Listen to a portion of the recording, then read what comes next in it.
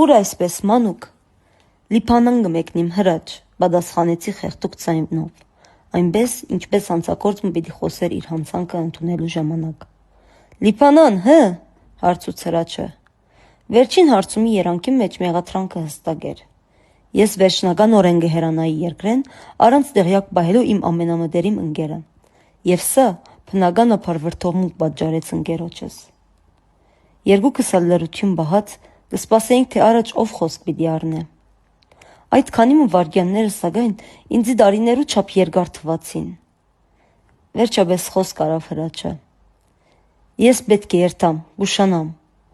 եւ արագ քայլերով հեռացավ։ Հրաչ, խեղդուկ ձայնով գանչեցի մեկ ձեռքս պատուհանեն դուրս երկարելով,